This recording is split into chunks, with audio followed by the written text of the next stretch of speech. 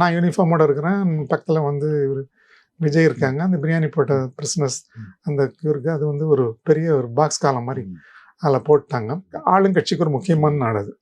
அந்த நாளில் வந்து அவங்களுடைய செய்தி வர்றது பாக்ஸில் இந்த செய்தி வந்துடுது. ஸோ என்ன இது அப்படின்னு சொல்லி பார்க்கும்போது இந்த மாதிரி உடனே அவங்க வந்து யாரை கட்டி இவங்க பிரியாணி போட்டாங்க, நாங்கள் ஒன்றும் பர்மிட் பண்ணலையே ஆச்சா பச்சா. அவங்க வந்து உடனே கவர்மெண்ட்டை கூப்பிட்டு ஆஃபீஸஸ் எல்லாம் கூப்பிட்டு உடனே போய் என்ன ஏதுன்னு விசாரிச்சுட்டு வாங்க. நீங்கள் எப்படி போட முடியும் அந்த மாதிரி, எப்படி இவர் உள்ளே போனார், எப்படி இவர் பிரியாணி போட்டார். ஸோ இன்னொரு கொஸ்டின் அது.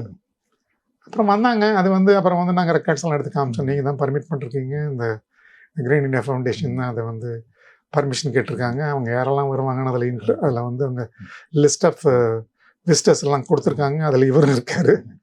ஸோ கொடுத்துருக்கோம், அவ்வளோதான். இந்த மீட்டிங்கில் பேசும்போது இன்னொரு வகையில் போது என்ன சொன்னேன்னு கேட்டிங்கன்னா, நான் வந்து இன்னொரு வார்த்தை சொல்லிட்டேன். நான் ஜென்ரலாக வந்து உங்களுக்கு வந்து யாரும் வந்து அவ்வளவு வந்து இவ்வளவு பெரிய அமௌண்ட் ஸ்பெண்ட் பண்ணி பிரியாணி எல்லாம் போட மாட்டாங்க. அந்த காலத்தில் நான் சொல்கிறேன், நான் சொல்லுவேன் 20-25 வருஷத்துக்கு முந்தி. ஸோ இவ்வளோ பணம் செலவு பண்ணி போட்டுருக்காங்க. அது ரெண்டாவது வந்து இவர் வந்து இவர் கொடுக்குறது வந்து யாருக்குமே வெளியே தெரியாது. அது மாதிரி அவர் அதான் முன்னாலே கேட்டுக்கிட்டார், நான் பிரியாணி போகிறேன்னு யாருக்கும் சொல்ல வேணான்னு கூட சொன்னாராம்.